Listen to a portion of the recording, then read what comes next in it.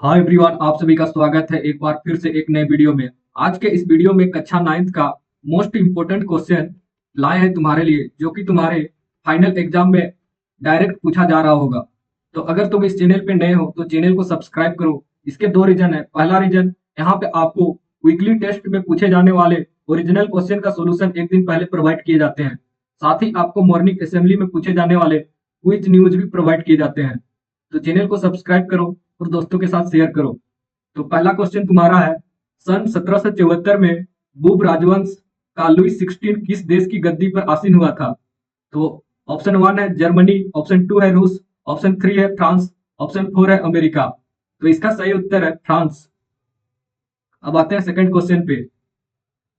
John Locke ने राजा के देवी और निरंकुश अधिकारों के सिद्धांत का खंडन अपने पुस्तक में किया है। Option 1 the treatises of government, option 2 the spirit of the laws, option 3 the social contract, option 4 equality in liberty and justice. तो इसका सही उत्तर है option 1 the treatises of government, option A. अब आते हैं थर्ड क्वेश्चन पे। फ्रांस की मुर्दा अब आते हैं क्वेश्चन 3 पे। फ्रांस की मुर्दा को किस नाम से जाना जाता था, जिसे 1994 को समाप्त कर दिया गया था? Option A pound, option 2 yen, option 3 dollar, option 4 लिब्रे। तो इसका सही उत्तर है ऑप्शन 4। 1974 से पहले फ्रांस की मुर्दा को लिब्रे नाम से जाना जाता है। अब आते हैं क्वेश्चन नंबर 4 पे। यूरोप में निम्न में से कौन सा समूह वंश आधारित शासकों की अनियंत्रित सत्ता के विरोधी था? ऑप्शन ए राष्ट्रवादी, ऑप्शन 2 उदारवादी, ऑप्शन 3 समाजवादी, ऑप्शन 4 नारीवादी। तो इसका सही उत्तर था ऑप्शन ए राष्ट्रीय पार्टी, जो कि समूह समाज वंश आधारित शासकों के अनियंत्रित सत्ता का विरोधी था। अब आते हैं क्वेश्चन नंबर 5 पे। रूस में निम्न में से किस प्रकार की मांग को लेनिन अप्रैल थीसिस के नाम से जाना जाता है? ऑप्शन 1 युद्ध को समाप्त के लिए की जाए, ऑप्शन 2 है सारी जमीन किसानों के हवाले की जाए, ऑप्शन 3 बैंकों का राष्ट्रीयकरण किया जाए, ऑप्शन 4 है उपयुक्त सभी। तो इसका सही आंसर है ऑप्शन 4 उपयुक्त सभी, तीनों ही सही है। अब आते हैं क्वेश्चन नंबर 6 पे, जो कि तुम्हें पूछा गया है। निम्न में से किसका विश्वास था कि पूंजीपतियों के साथ होने पर वाले समर्थन की जीत अंततः मजदूरों की ही होगी? ऑप्शन ए था गिसेप्पे मेजिनी, ऑप्शन 2 है रॉबर्ट ओवेन, ऑप्शन 3 है लुई ब्लॉन्क, ऑप्शन 4 है कार्ल मार्क्स। तो इसका सही उत्तर है ऑप्शन 4 कार्ल मार्क्स। अब आता है क्वेश्चन नंबर 7 पे। निम्न में से कौन सा देश प्रथम विश्व युद्ध के दौरान मित्र शक्तियों के खेमे में शामिल नहीं था? Option 1 Germany, option 2 England, option 3 France, option 4 रूस। तो इसका सही उत्तर है ऑप्शन 1 जर्मनी। अब आता है क्वेश्चन नंबर 8 पे। हिटलर ने जिस विचारधारा को जन्म दिया था उसे क्या कहते हैं? ऑप्शन 1 समाजवाद, ऑप्शन 2 फांसीवाद, ऑप्शन 3 नाजीवाद, ऑप्शन 4 समाजवाद। तो इसका सही उत्तर है ऑप्शन 3 नाजीवाद।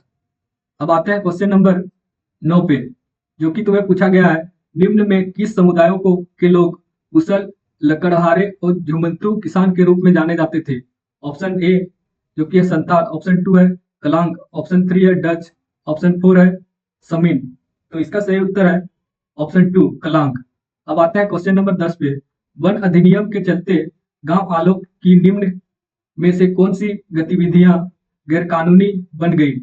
ऑप्शन ए घर के लिए लकड़ी काटना, ऑप्शन 2 है पशुओं को चराना, ऑप्शन 3 कंदमूल फसल इकट्ठा करना। तो इसका सही आंसर है ऑप्शन 4 उपयुक्त सभी। ये सारे चीज तो गांव के लोगों को जंगल से लाना, काटना और पशुओं को चराना मना कर दिया गया है। अब आते हैं क्वेश्चन नंबर 11 पे। भेड़िया, शेरपा और किन्नौरी समुदायों के लोग निम्न में से क्या थे? ऑप्शन 1 कृषक, ऑप्शन 2 जमींदार, ऑप्शन 3 चरवाहे, ऑप्शन 4 मजदूर। तो इसका सही उत्तर है ऑप्शन 3 चरवाहे थे। अब आते हैं क्वेश्चन नंबर 12 पे। औपनिवेशिक सरकार ने अपराधी जनजाति अधिनियम कब पारित किया था? Option 1 1871, option 2 1881, option 3 1891, option 4 1899। तो इसका सही उत्तर है ऑप्शन 1 1871 को अपराधी जनजाति अधिनियम पारित किया गया था। अब आते हैं क्वेश्चन नंबर 13 पे। उत्तर में भारत देश को लगभग 2 बराबर भागों में निम्न में से कौन सी रेखा बांटती है? ऑप्शन 1 अक्षांश रेखा, ऑप्शन 3 विषुवत रेखा, ऑप्शन 2 कर्क रेखा, ऑप्शन 4 देशांतर रेखा। तो इसका सही उत्तर है ऑप्शन 2 विषुवत रेखा। उत्तर में भारत देश को लगभग 2 बराबर भागों में बांटती है। अब आते हैं क्वेश्चन नंबर 14 पे। उत्तराखंड, उत्तर प्रदेश, बिहार, पश्चिम बंगाल और सिक्किम की सीमाएं किस देश को छूती है? ऑप्शन ए नेपाल, ऑप्शन 2 चीन, ऑप्शन 3 भूटान, ऑप्शन 4 म्यांमार। तो इसका सही उत्तर है ऑप्शन 1 जो कि है नेपाल। अब आते हैं क्वेश्चन नंबर 15 पे। तीस्ता दिहांग निम्न में से किनके नाम से जो असम हिमालय का सीमांकन कराती है?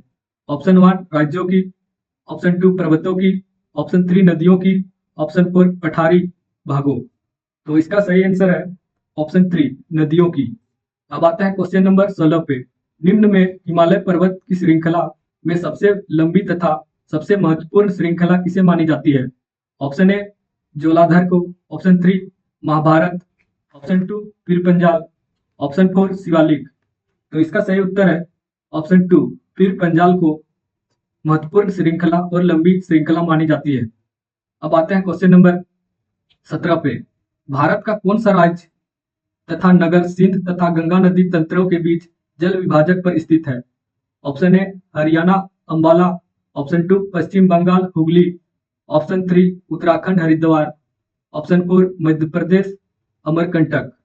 तो इसका सही आंसर है ऑप्शन 1 हरियाणा अंबाला। अब आते हैं क्वेश्चन नंबर 18 पे। निम्न में से भारत का प्रायद्वीपीय भाग की एक प्रमुख नदी कौन सी है जिसे दक्षिण गंगा के नाम से जाना जाता है? तो ऑप्शन 1 है नर्मदा, ऑप्शन 2 है तापी, ऑप्शन 3 है महानदी, ऑप्शन 4 है गोदावरी। तो इसका सही आंसर है ऑप्शन 4 गोदावरी को दक्षिणी गंगा के नाम से जाना जाता है। अब आते हैं क्वेश्चन नंबर 19 पे। महानदी गोदावरी कृष्णा कावेरी पूर्व की ओर बहती हुई बंगाल की खाड़ी में गिरती है। ये नदियां अपने मुहाने पर किनका निर्माण करता है? ऑप्शन 1 भूकंप, ऑप्शन 2 डेल्टा, ऑप्शन 3 ज्वालामुखी, ऑप्शन 4 पठार। तो ये सारे नदियां मुहाने पर डेल्टा का निर्माण करता है, यानी कि ऑप्शन 2 इसका सही आंसर है। अब आते हैं क्वेश्चन नंबर 20 पे।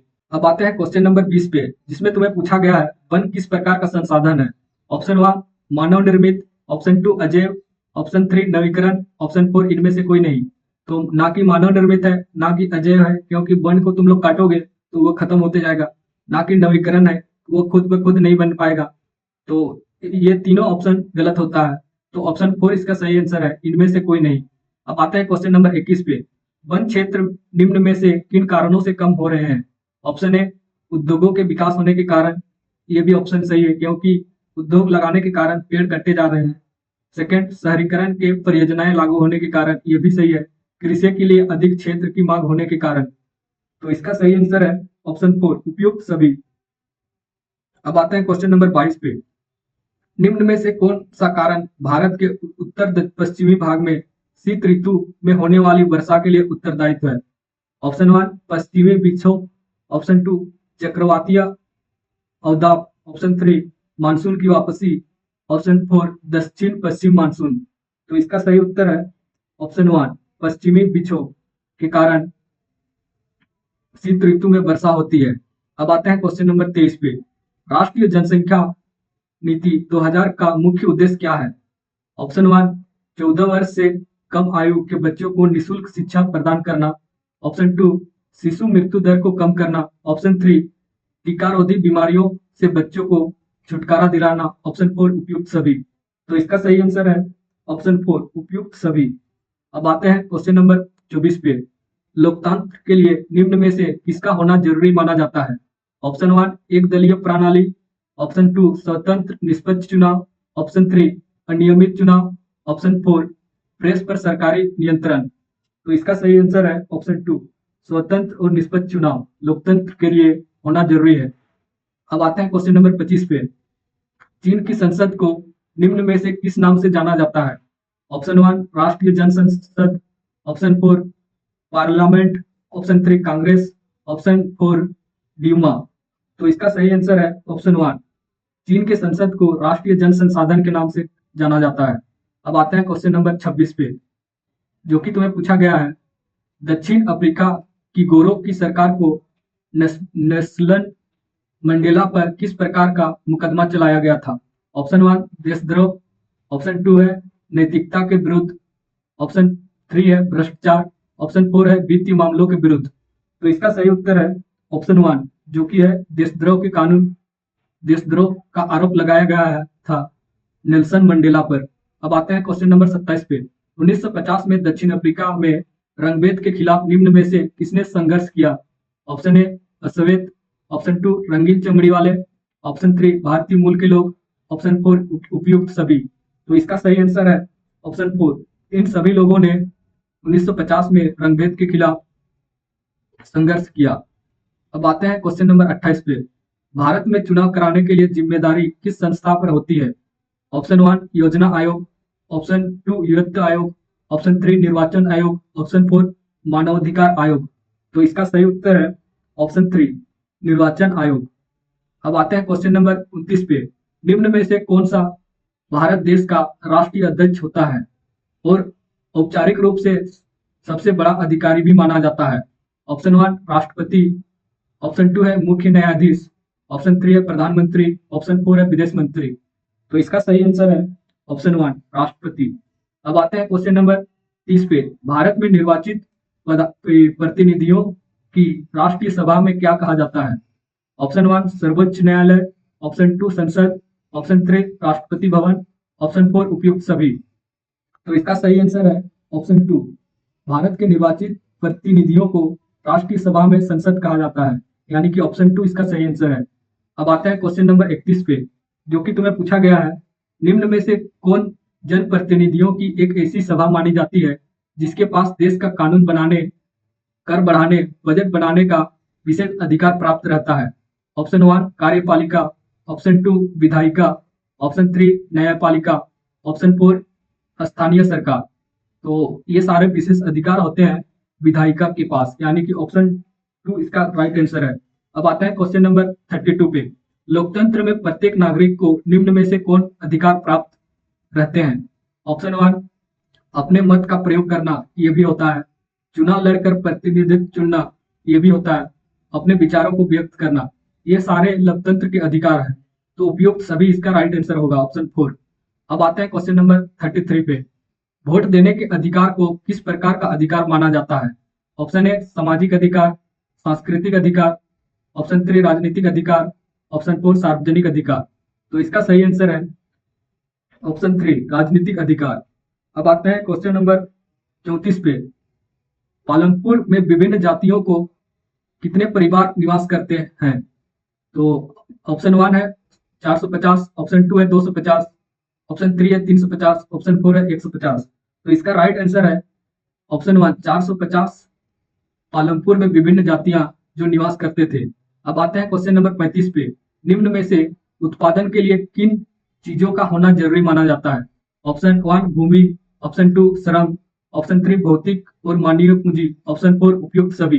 तो इसका सही आंसर है उपयुक्त सभी। किसी भी चीजों का उत्पादन के लिए ये तीनों चीजों की जरूरत होती है, पहला भूमि, श्रम और भौतिक पूंजी।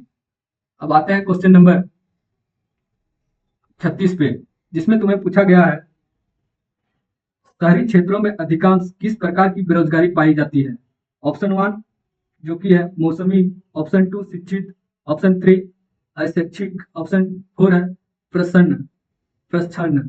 तो इसका सही उत्तर है ऑप्शन 2 शिक्षित बेरोजगारी पाई जाती है। Option question number 37। हरित क्रांति का संबंध निम्न में से किससे है?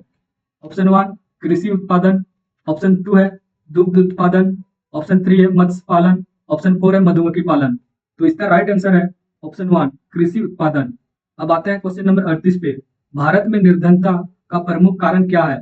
ऑप्शन ए भूमिहीनता, ऑप्शन 2 है बेरोजगारी, ऑप्शन 3 है अशिक्षा, ऑप्शन 4 है उपयुक्त सभी। तो इसका राइट आंसर है ऑप्शन 4 उपयुक्त सभी। ये तीनों कारण के कारण भारत में निर्धनता है। अब आते हैं क्वेश्चन नंबर 39 पे। राष्ट्रीय ग्रामीण रोजगार गारंटी अधिनियम वर्ष कितने दिनों के लिए रोजगार उपलब्ध कराने की गारंटी प्रदान करता है? ऑप्शन 1 50 दिन, ऑप्शन 2 है 200 दिन, ऑप्शन 3 है 100 दिन, ऑप्शन 4 है 250 दिन। तो इसका सही आंसर है ऑप्शन 3 100 दिन। अब आते हैं क्वेश्चन नंबर 40 पे। जो कि तुम्हारा लास्ट क्वेश्चन होने वाला है। तो इसका क्वेश्चन पूछा गया है, बफर स्टॉक योजना का मुख्य उद्देश्य क्या है? किसानों का समर्थन करना, भोजन की कमी की समस्याओं को हल करना, लाभ कमाने के लिए अनाजों का भंडार करना, ऑप्शन 3 बिचौलियों को प्रोत्साहन देना। तो इसका सही आंसर है ऑप्शन 1 किसानों का समर्थन करना। अगर वीडियो पसंद आया हो तो चैनल को सब्सक्राइब करना और दोस्तों के साथ शेयर करना। मिलते हैं एक और नए वीडियो के साथ।